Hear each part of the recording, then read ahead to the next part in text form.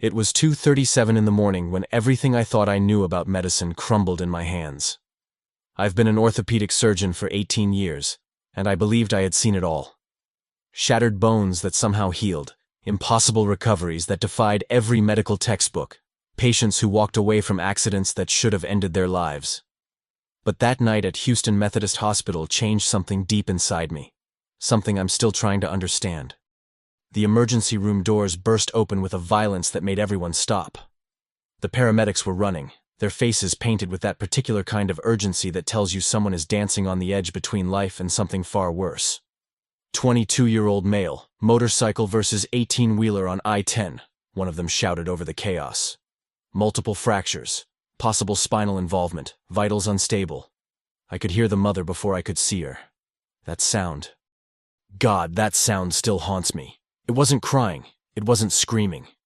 It was something primal, something that comes from the deepest part of a parent's soul when they realize their child's world has just shattered. Maria Elena Mendoza was running behind the gurney, her small hands trying to reach through the maze of medical equipment, her voice breaking as she whispered prayers in Spanish. When I first laid eyes on Carlos Mendoza, I felt my stomach drop. In 18 years of practice, you develop a sixth sense about these things. You can look at a patient and know, within seconds, what you're dealing with. The angle of his left leg told me immediately that we were looking at multiple compound fractures. His right arm hung at an impossible angle, and the way his spine curved. I've seen that curve before. It never ends well. "Dr. Rivera, we need you in trauma too," Sarah Kim called out, her voice steady despite the controlled chaos around us. Sarah had been working emergency for 12 years, and if she looked worried, then we all should be worried. I followed the gurney, my mind already racing through protocols, possibilities, and probabilities. None of them were good. The trauma room exploded into coordinated chaos. Dr. James Thompson was already prepping for emergency intubation, his experienced hands moving with the precision that comes from 2 decades of keeping people alive when everything wants them to slip away. "Pressure's dropping, Michael," he said without looking up. "We need to move fast." I began my examination, and with each passing second, the reality of what we were facing became clearer and more devastating. Carlos's left femur was fractured in 3 places, with bone fragments that had torn through muscle and tissue like shrapnel. His pelvis showed multiple fractures on the X-ray, creating a puzzle that would challenge even the most experienced surgeon. But it was his spine that made my heart sink. L2 and L3 showed compression fractures, and the swelling around his spinal cord was already significant. "Mom, is he going to be okay?" I heard a young voice behind me. Carlos had a younger sister, maybe 16, her eyes wide with terror as she tried to process what she was seeing. Roberto Mendoza, Carlos's father, stood behind them both, his construction-calloused hands trembling as he tried to hold his family together. The sight of this man, who probably faced physical challenges every day at work, looking so helpless and broken, hit me harder than I expected. I stepped away from the trauma table for a moment, needing to gather my thoughts before I spoke to the family. In the hallway, under the harsh fluorescent lights that make everything look more desperate than it already is, I tried to find words that could somehow soften what I was about to tell them. But there are no soft words for what I was seeing. The initial scans were already coming back, and each image confirmed my worst fears. "Doctor, please." Maria Elena grabbed my arm, her grip surprisingly strong for such a small woman. "Tell me my son is going to walk again. Tell me he's going to dance at his wedding someday. Tell me he's going to give me grandchildren." The hope in her eyes was so pure, so desperate, that I felt something break inside my chest.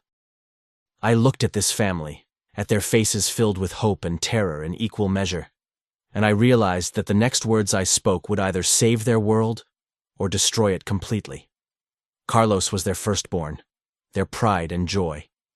He had just finished his 2nd year of engineering at University of Houston, with dreams of building bridges and skyscrapers. He was supposed to start an internship the following month. His whole life was ahead of him. But the scans don't lie. The compression fractures in his spine, combined with the swelling we were seeing, pointed to one devastating conclusion. The likelihood of Carlos ever walking again was virtually zero. Even with the most aggressive surgical intervention, even with the best possible outcome, we were looking at permanent paralysis from the waist down. I've delivered this kind of news before. You never get used to it, but you learn to compartmentalize, to stay professional, to focus on what can be done rather than what's lost. But something about this family, about Carlos lying in that trauma room fighting for his life, about the faith I could see shining through their tears, made me hesitate.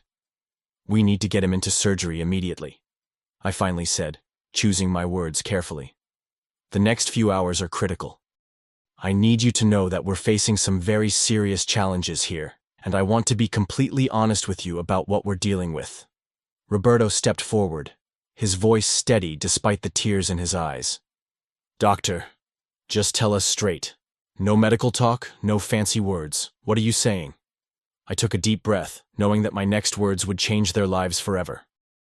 But I had no idea that night still held something impossible, something that would challenge everything I thought I understood about healing, about hope, and the thin line between science and faith. The truth is, after 18 years in orthopedic surgery, I thought I had become immune to the emotional weight of these moments. You develop what we call professional distance, a necessary shield that allows you to make life-altering decisions with a clear head. I had performed over 3,000 surgeries, seen countless families receive news that would change their lives forever, and I had learned to compartmentalize the pain so I could focus on what needed to be done. But standing in that hallway at 3:15 in the morning, looking into Maria Elena's eyes, I felt that shield cracking. Maybe it was because Carlos was the same age my own son would have been, if I had been blessed with children. Maybe it was the way his father stood there, trying to be strong for his family while his whole world was falling apart. Or maybe it was just that after all these years, I had finally encountered a case that would force me to confront the limits of what medicine could accomplish. Dr. Rivera, Roberto's voice brought me back to the present. My son. He's strong. He's always been strong. When he was 12, he fell from a tree and broke his arm. And he didn't even cry. He just looked at the bone sticking out and said, "Dad, I think we need to go to the hospital." His voice broke slightly. He's going to fight this, isn't he? I looked at this man, this father who was trying so hard to find hope in the darkness, and I realized I was about to deliver words that would shatter that hope completely. The preliminary X-rays were devastating. The CT scans that were coming back showed compression fractures at L2 and L3, with significant swelling around the spinal cord. The orthopedic damage was extensive, multiple compound fractures in the left femur, a shattered pelvis, and what appeared to be significant nerve damage. Mr. and Mrs. Mendoza, I began, choosing each word carefully. Carlos has suffered severe trauma to his spine and lower extremities. The impact from the accident has caused compression fractures in his lumbar vertebrae, and there's significant swelling around his spinal cord. Maria Elena's hand flew to her mouth. What does that mean? In words I can understand, please. I had given this explanation hundreds of times before, but somehow, this time felt different. This time, the words felt heavier, more final. The swelling is putting pressure on the nerves that control movement and sensation in his legs. Combined with the fractures we're seeing, there's a very high probability that Carlos will not regain the use of his lower extremities. The silence that followed was deafening. It was the kind of silence that seems to swallow everything around it. The beeping of monitors, the distant sounds of the hospital, even the air conditioning seemed to stop humming. Roberto's face went through a series of expressions. Confusion, denial, and then a devastation so profound I had to look away. "You're saying he'll never walk again," he said, his voice barely above a whisper. "The statistical likelihood, based on what we're seeing right now, is that Carlos will be paralyzed from the waist down. I'm sorry. I know this isn't what you want to hear, but I believe in being completely honest with families about what we're facing." Maria Elena collapsed into the nearest chair, her sobs echoing through the hallway. Her daughter, whose name I later learned was Sophia, wrapped her arms around her mother, both of them crying with a grief that seemed to fill the entire space around us. Roberto stood frozen, staring at the floor, his hands opening and closing as if he was trying to grasp something that kept slipping away. I gave them a moment, stepping back to review Carlos's scans one more time, hoping against hope that I had missed something, that there was some detail that might change the prognosis. But the images were clear. The damage to his spine was extensive, and the swelling we were seeing indicated significant trauma to the spinal cord itself. In my 18 years of practice, I had never seen someone with this level of injury walk again. Dr. Thompson appeared beside me, his face grim. "Michael, we need to get him into surgery within the next hour if we're going to have any chance of stabilizing him. His blood pressure is dropping, and we're seeing signs of internal bleeding." I nodded, knowing that we were now fighting on multiple fronts. Even if we could somehow address the spinal injuries, Carlos was facing life-threatening internal injuries that required immediate surgical intervention. The complexity of what we were dealing with was staggering. We needed to stop the internal bleeding, stabilize the spinal fractures, and repair the orthopedic damage, all while trying to minimize further trauma to his already compromised spinal cord. "There's something else," Dr. Thompson said quietly, pulling me aside. "The neurosurgeon on call tonight is Dr. Elizabeth Chen. She's good, but she's also brutally honest. When she sees these scans, she's going to recommend that we focus on saving his life rather than trying to preserve any hope of mobility." I understood what he was telling me. In cases this severe, sometimes the most compassionate thing to do is to prioritize survival over quality of life. It was a decision I had faced before, but never with a patient this young, never with a family this hopeful. I walked back to the Mendoza family, who were huddled together in the hallway, drawing strength from each other in the way that only families facing tragedy can do. "We need to take Carlos into surgery immediately," I said. "We're going to do everything we can to stabilize him and repair the damage." "But you don't think he'll walk again?" Roberto said. It wasn't a question. "I think," I said carefully, "that we need to focus on saving his life right now. Everything else, we'll deal with one step at a time." What I didn't tell them was that the surgery we were about to attempt was one of the most complex I had ever faced. What I didn't tell them was that even with a successful surgery, Carlos would face a lifetime of challenges that would test every ounce of strength he possessed. And what I couldn't tell them, because I didn't know it yet myself, was that sometimes the most impossible cases are the ones that teach us the most about the mysterious intersection between medical science and something far greater than anything we can measure or understand. As we prepared to wheel Carlos into the operating room, I caught a glimpse of his face. Even unconscious, even broken, there was something about him that made me pause. Something that whispered this story was far from over. Operating Room 7 at Houston Methodist is where we handle our most critical cases.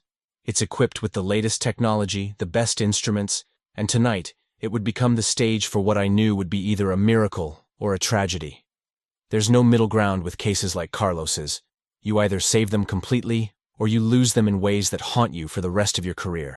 At 4:22 in the morning, our surgical team assembled with the quiet efficiency that comes from years of working together in life-and-death situations. Dr. Elizabeth Chen, our neurosurgeon, arrived looking as grim as I felt. She had reviewed Carlos's scans, and I could see in her eyes the same conclusion I had reached. Sarah Kim was already prepping the surgical suite, her movements precise and methodical, while Dr. Thompson began his anesthesia protocols. "Michael, Dr. Chen pulled me aside before we scrubbed in. "I need to be direct with you. What we're looking at here, the compression fractures at L2 and L3, combined with the swelling we're seeing, the likelihood of preserving any neurological function below the injury site is less than 5%. Less than 5%. I had worked with Elizabeth for 8 years. She wasn't someone who sugar-coated reality, and she wasn't someone who gave up easily. When Elizabeth Chen told you the odds were against you, you listened. What are you recommending? We focus on decompression, stabilization, and damage control. We go in, we relieve the pressure on the spinal cord, we stabilize the fractures with hardware, and we hope we can preserve his life. Anything beyond that?"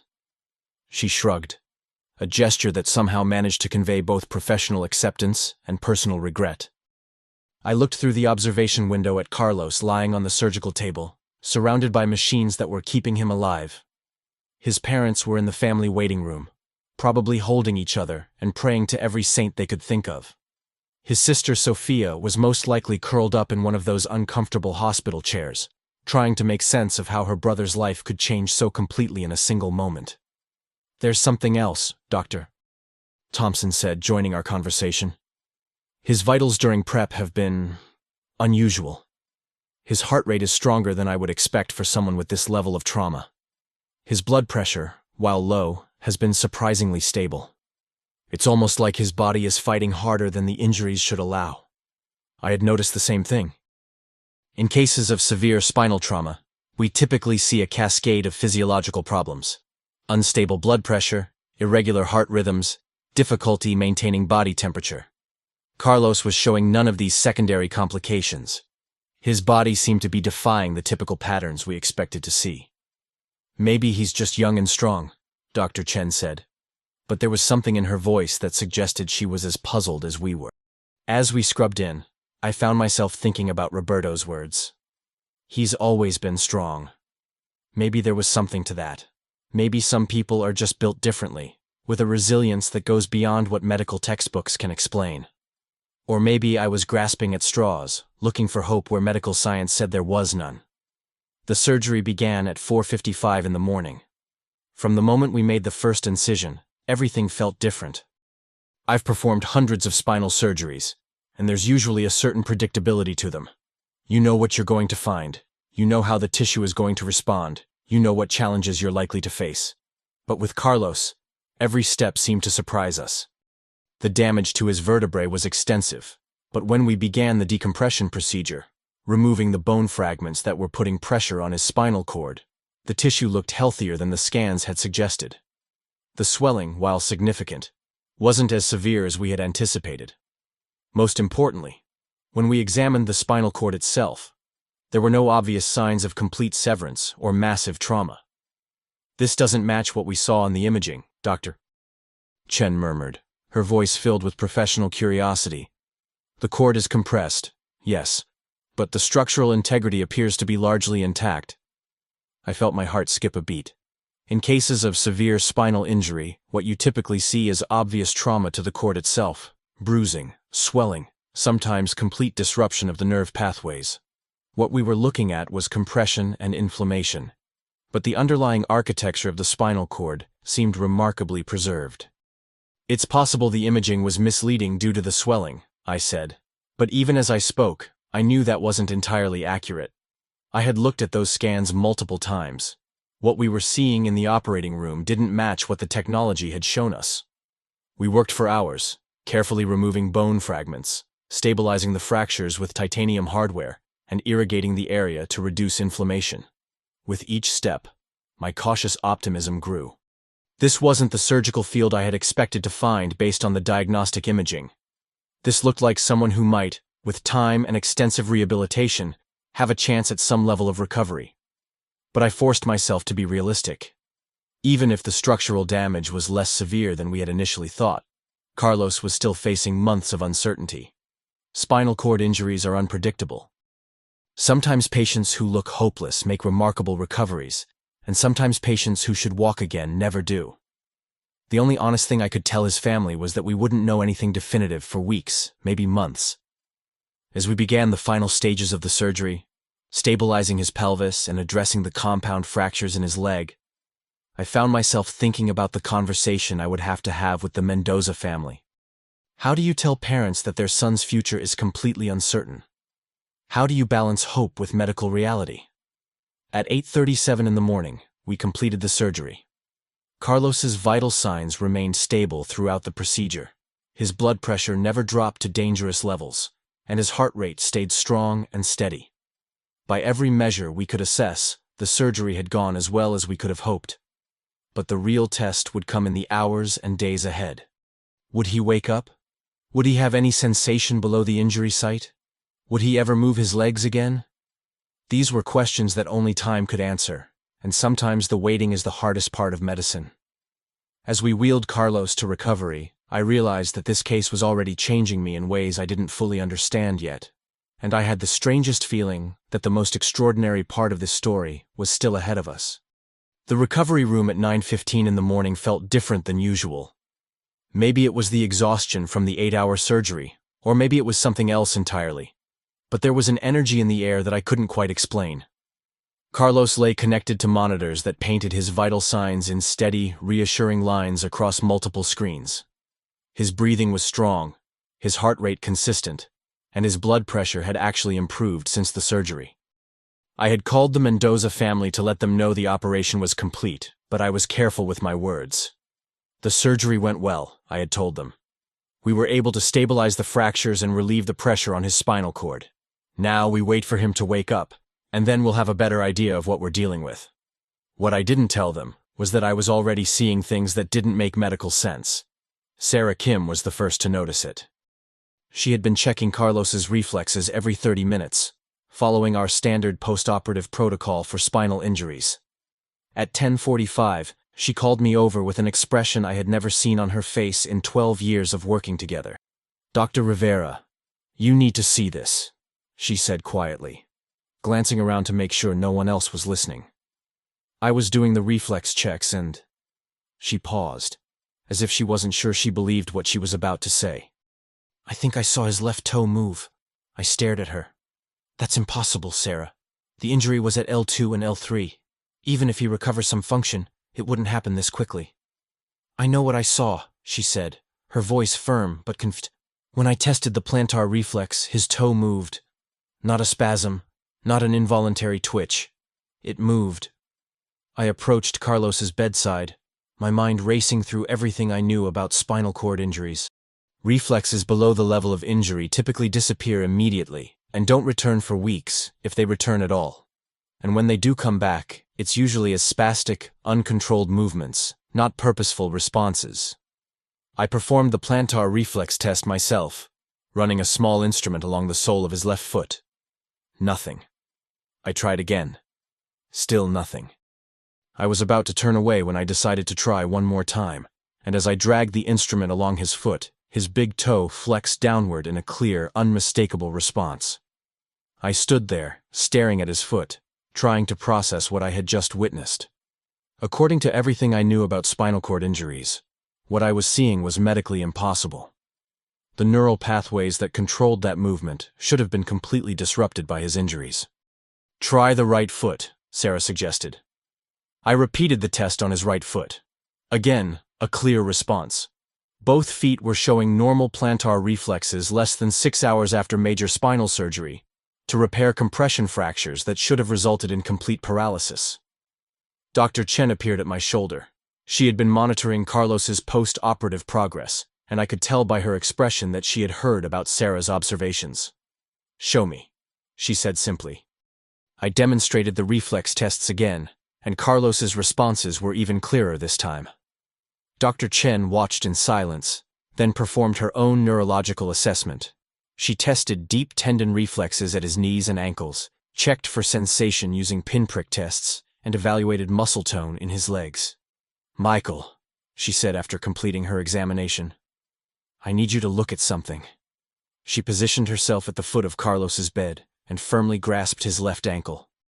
"Carlos," she said loudly, even though he was still unconscious, "if you can hear me, try to push your foot against my hand." We all watched, expecting nothing. Unconscious patients don't respond to commands, especially not patients recovering from major spinal surgery. But as we stared at his left foot, we saw his muscles tense slightly, and then, unmistakably, he pushed against Dr. Chen's hand. The room went completely silent except for the steady beeping of the monitors. Dr. Chen released his ankle and stepped back, shaking her head. "In 23 years of neurosurgery, I have never seen anything like this." I felt my knees go weak. What we were witnessing defied every principle of neuroscience I had ever learned. Patients with L2, L3 compression fractures don't wake up 6 hours later with intact motor function. They don't respond to commands while unconscious. They don't show normal reflexes immediately after decompression surgery. "We need to run another MRI," I said, trying to find some rational explanation for what we were seeing. "Maybe the swelling has gone down more than expected. Maybe the compression wasn't as severe as we thought." But even as I spoke, I knew that wasn't the answer. I had been inside Carlos's spine. I had seen the damage with my own eyes. The compression had been severe, the trauma significant. What we were witnessing wasn't just unusual. It was impossible. At 11:30, Carlos began to stir. His eyelids fluttered, and he made soft, groaning sounds as consciousness slowly returned. I positioned myself where he could see me when he opened his eyes, preparing myself for the conversation that would determine the rest of his life. "Carlos," I said softly as his eyes began to focus. You're in the hospital. You were in an accident, and we just finished surgery. You're safe.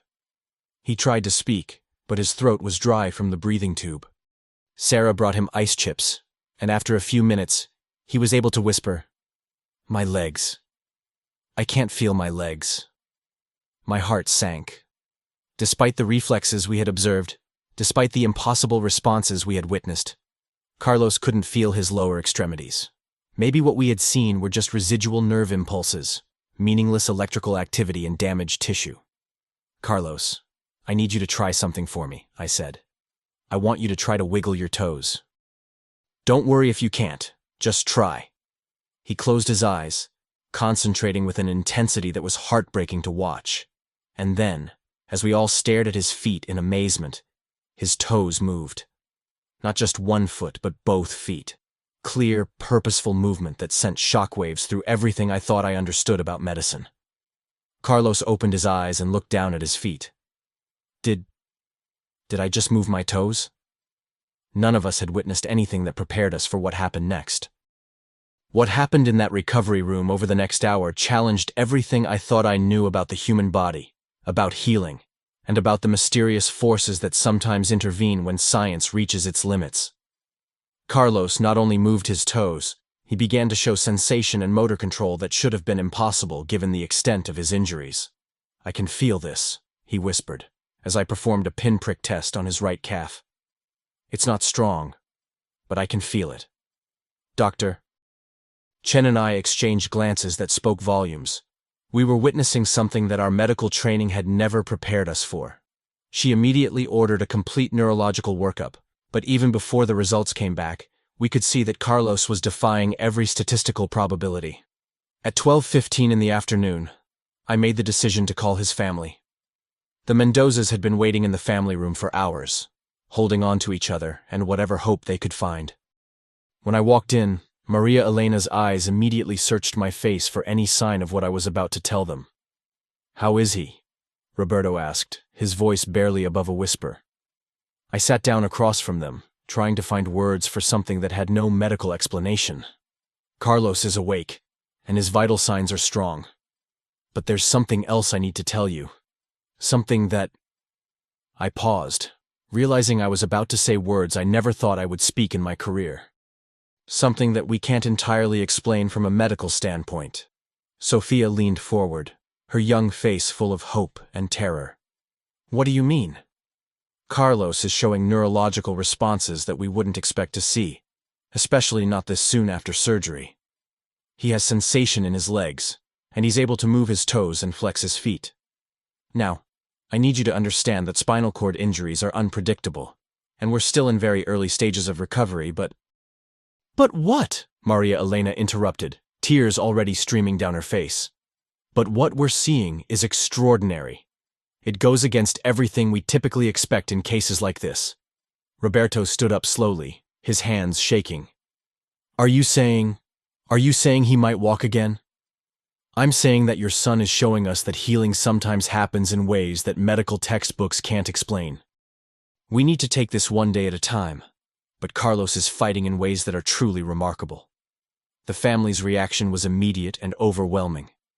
Maria Elena fell to her knees right there in the waiting room, her hands clasped together as she whispered prayers of gratitude in Spanish. Sophia wrapped her arms around her mother, both of them crying with a mixture of relief and disbelief. Roberto just stood there, tears streaming down his weathered face, looking like a man who had just been given back his son's future. When I brought them to see Carlos 20 minutes later, the scene in that recovery room is something I'll carry with me for the rest of my life. Carlos was more alert, his color had improved dramatically, and when his family walked in, his face lit up with a smile that seemed to brighten the entire room. "Mom, Dad," he said, his voice still weak but clear. "Watch this." And right there, in front of his amazed family, he wiggled his toes and lifted his right leg slightly off the bed. Maria Elena's sob echoed through the room as she reached for his hand. "Mijo, my baby, how do you feel?" "I feel—" Carlos paused, searching for the right words. "I feel like something is happening inside me, like something is healing that shouldn't be able to heal." Over the next several hours, we monitored Carlos closely, documenting every improvement, every small movement that defied our expectations. By 4 o'clock in the afternoon, he was able to bend both knees. By 6:30, he could feel light touch sensations down to his ankles. By 8:15 that evening, when Dr. Patricia Williams, our head physical therapist, came to do her initial assessment, Carlos was showing muscle strength in his legs that made her stop her examination and ask me to step outside. "Dr. Rivera," she said in the hallway, her voice filled with professional confusion. "I've been doing spinal cord injury rehabilitation for 15 years. What I just assessed in that room, it's not medically possible.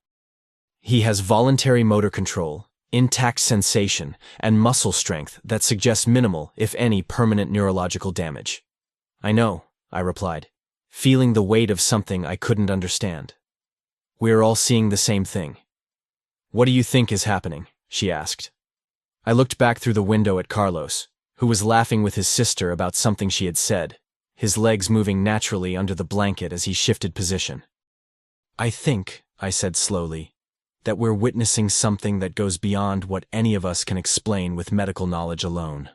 That evening, as I sat in my office reviewing Carlos's case files, trying to make sense of what we had all observed, I found myself thinking about faith, about hope, and about the limits of human understanding.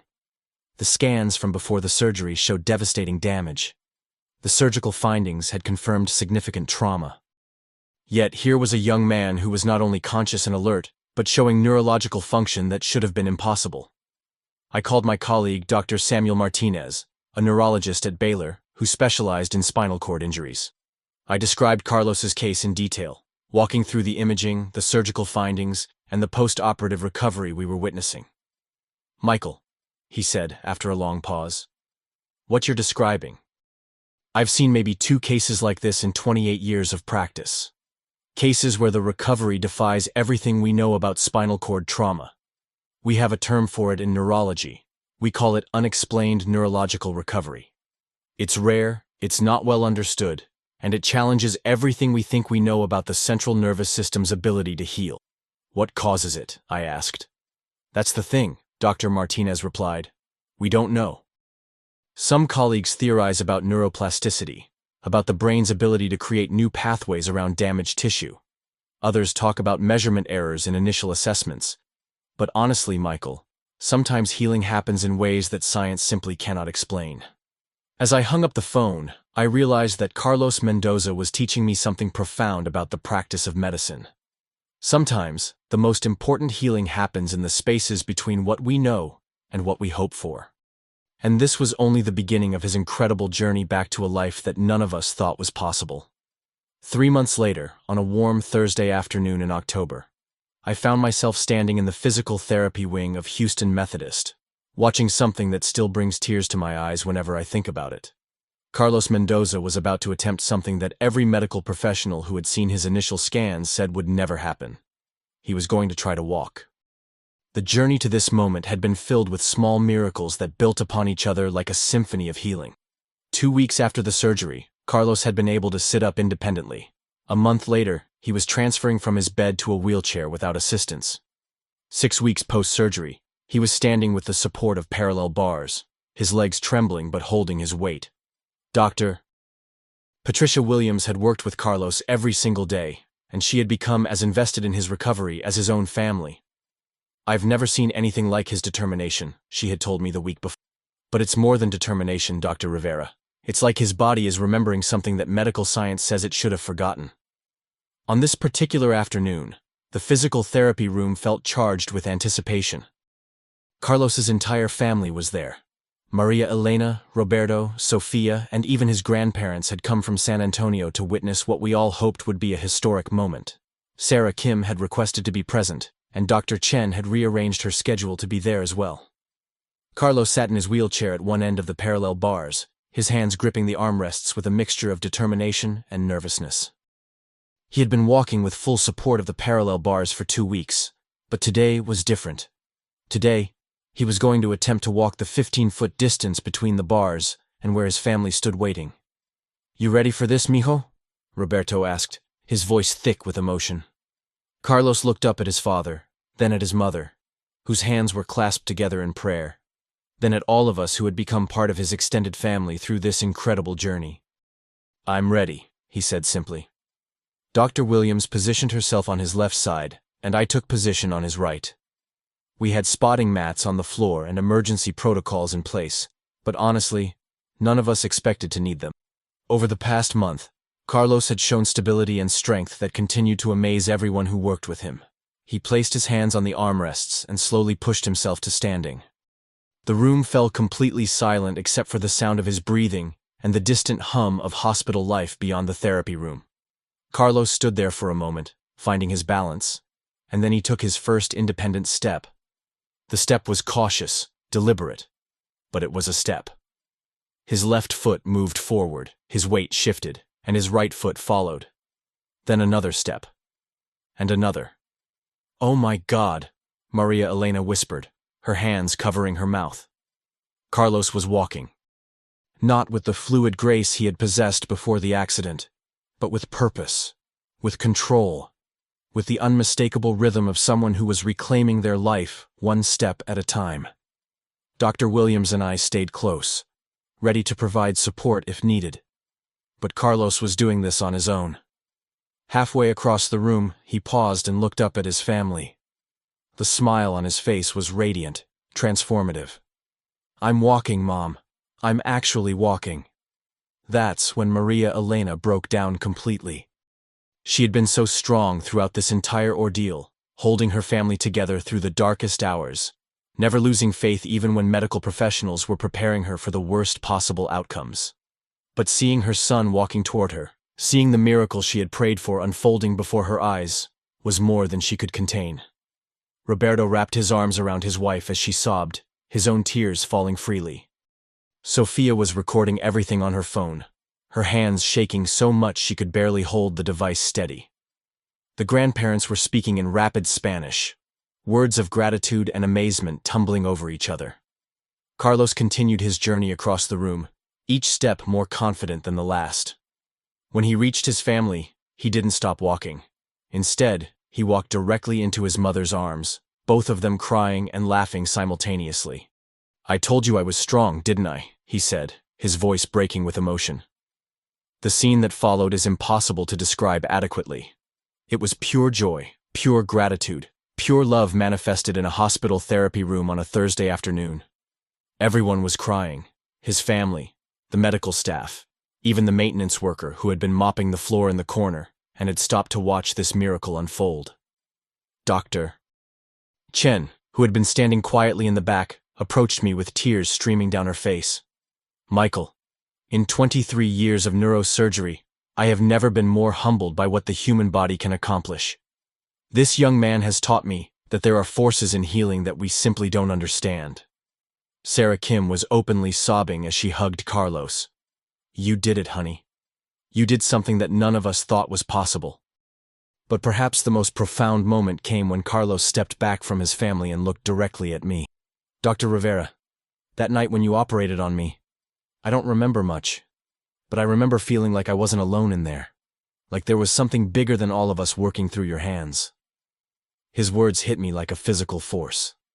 Throughout this entire experience, I had struggled to reconcile what I was witnessing with everything I had been taught about medicine and healing.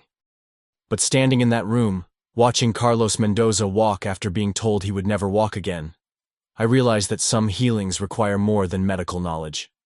They require faith, hope, love, and sometimes, something that goes beyond what any of us can fully comprehend. As Carlos continued to walk around the therapy room, gaining confidence with each step, I found myself thinking about all the other families who had received devastating news. All the other patients who had been told that their dreams were over. Carlos's recovery didn't guarantee that miracles would happen for everyone, but it proved that sometimes, just sometimes, the impossible becomes possible. What I witnessed that day changed not just how I practice medicine, but how I understand the profound mystery of healing itself. Today, as I write this story, Carlos Mendoza is 25 years old. He graduated from the University of Houston with his engineering degree, just 2 years later than originally planned. He works for a construction company here in Houston, designing the very bridges and buildings he used to dream about. Last month, he got engaged to a wonderful young woman named Isabella Rodriguez, whom he met in a support group for accident survivors. But more than that, Carlos has become something I never expected when I first saw him in that trauma room. He's become a symbol of hope for everyone who encounters his story. He visits our hospital regularly, not as a patient, but as a volunteer, talking to families who are facing their own impossible diagnoses, their own moments of despair. Just 3 weeks ago, I watched him sit with a father whose daughter had been paralyzed in a diving accident. "I'm not going to tell you that everything will be okay," Carlos said to that heartbroken man. "I'm not going to promise you a miracle, but I am going to tell you that healing comes in many forms, and sometimes the greatest healing isn't in our bodies.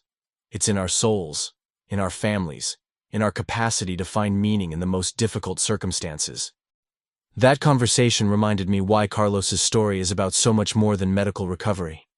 It's about the resilience of the human spirit, about the power of love and faith to carry us through our darkest hours, and about the mysterious forces that sometimes intervene when science reaches its limits. I still can't explain, from a purely medical standpoint, what happened to Carlos Mendoza. His recovery defied statistical probability, challenged medical textbooks, and forced everyone involved to confront the boundaries of what we thought we understood about healing. The follow-up MRIs showed complete resolution of the spinal cord swelling and remarkable regeneration of neural pathways that should have been permanently damaged. Dr. Chen and I published a paper about his case in the Journal of Neurosurgery, titled "Unexplained Neurological Recovery Following L2-L3 Compression Fractures, a Case Study." The response from the medical community was mixed. Some colleagues were fascinated, others were skeptical, and a few suggested that our initial diagnosis must have been incorrect. But I know what I saw in that operating room. I know what the scans showed before surgery. And I know that what happened to Carlos goes beyond what medical science can currently explain. The ripple effects of Carlos's recovery have extended far beyond his own life and his family's experience. Sarah Kim, our emergency room nurse who first noticed his impossible reflexes, told me that Carlos's case changed how she approaches every patient who comes through our doors. "I never dismiss possibilities anymore," she said. "Carlos taught me that healing can happen in ways we don't understand, and my job is to create space for that possibility while still providing the best medical care I can." Dr. Thompson, our anesthesiologist, had a similar transformation. He began volunteering with a medical mission organization that travels to underserved areas, providing surgical care in places where resources are limited, but hope runs deep. Working with Carlos reminded me that medicine isn't just about the technology and the procedures, he told me. It's about being present for people in their most vulnerable moments and holding space for healing in all its forms. Even the housekeeping staff at the hospital knows Carlos's story.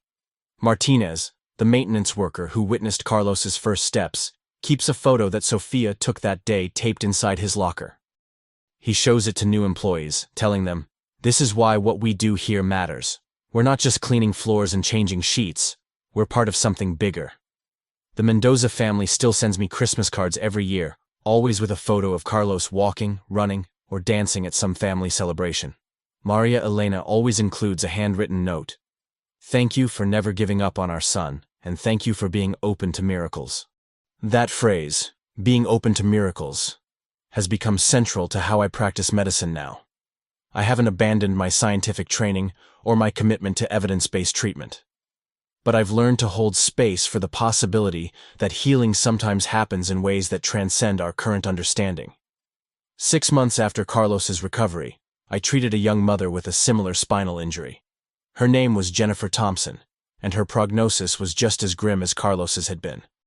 I found myself approaching her case differently, speaking to her family with a balance of medical honesty and cautious hope that I had never managed before Carlos changed my perspective. Jennifer didn't experience the same dramatic recovery that Carlos did.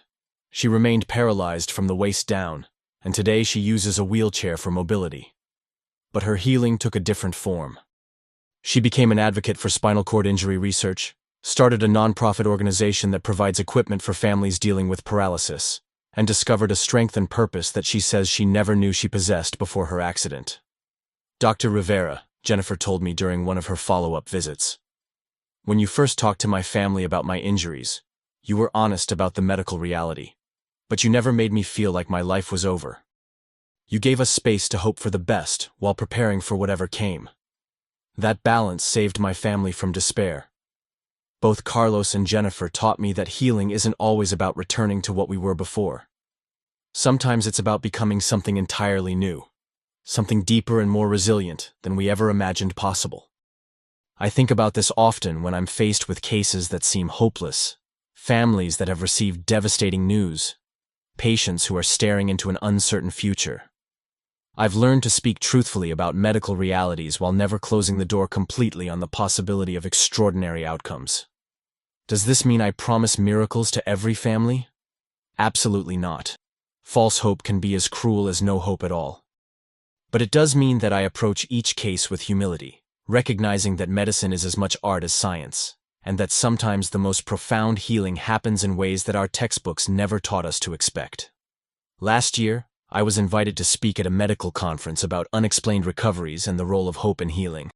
As I prepared my presentation, I realized that Carlos's story had taught me 3 fundamental truths about medicine that I wish I had understood earlier in my career. First, that the human body possesses healing capacities that we are only beginning to understand. The field of neuroplasticity, the brain's ability to reorganize and form new neural connections, was barely discussed when I was in medical school. Today, we know that the nervous system is far more adaptable and resilient than we once believed. Carlos's recovery, while extraordinary, may represent possibilities that exist within all of us. Second, that hope is not the enemy of good medical care. Despair is. When families are given accurate medical information alongside genuine hope, they make better decisions, cope more effectively with uncertainty, and often experience better outcomes regardless of the specific medical results. Third, that healing happens in community. Carlos's recovery wasn't just about his individual strength or even about the surgical interventions we provided. It was about the love of his family, the dedication of our medical team, the prayers of his community, and the mysterious intersection of all these forces working together. The most profound moment in my relationship with the Mendoza family came 2 years after Carlos's accident. I was going through my own health scare, a suspicious mass that had been found during a routine screening. While waiting for biopsy results, I found myself in the same position I had seen so many families face, confronting the possibility that life could change completely in a single moment. Carlos and his family showed up at my house that evening, not because I had asked them to, but because they had heard about my situation through the hospital network. "Dr. Rivera," Maria Elena said, as she handed me a dish of homemade tamales. "You held us together when our world was falling apart. Now it's our turn to be here for you." We sat around my kitchen table that night, a doctor and a family who had been brought together by tragedy and united by an experience that none of us fully understood. Carlos talked about the fear he still felt sometimes, the gratitude that overwhelmed him on ordinary mornings when he woke up and could move his legs, the sense of purpose he had found in helping other families navigate their own medical crises. "The accident took away the life I thought I was going to have," he said. "But it gave me a life I never could have imagined, one that's more meaningful and more connected to what really matters." My biopsy results came back benign, but that evening with the Mendoza family gave me something more valuable than medical reassurance. It gave me a deeper understanding of the healing power of relationship, of presence, of showing up for each other in times of uncertainty. Carlos often tells people that his accident was the worst thing and the best thing that ever happened to him. "It broke my body," he says, "but it opened my eyes to things I never would have seen otherwise.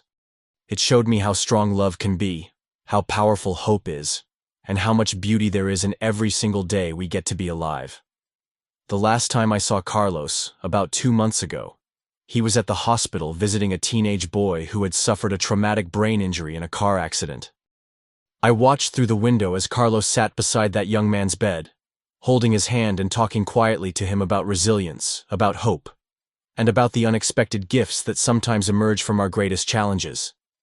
As I stood there watching, I realized that this is perhaps the greatest lesson Carlos Mendoza taught me. That healing is not just an individual journey, but a communal one. When we experience restoration, whether physical, emotional, or spiritual. We have a responsibility to offer that hope to others who are walking through their own darkness. Today, in my practice, I still deliver difficult diagnoses. I still perform complex surgeries, and I still face cases where the medical outlook is grim. But I do all of this with a different heart than I had before Carlos entered my life. I speak truth wrapped in compassion.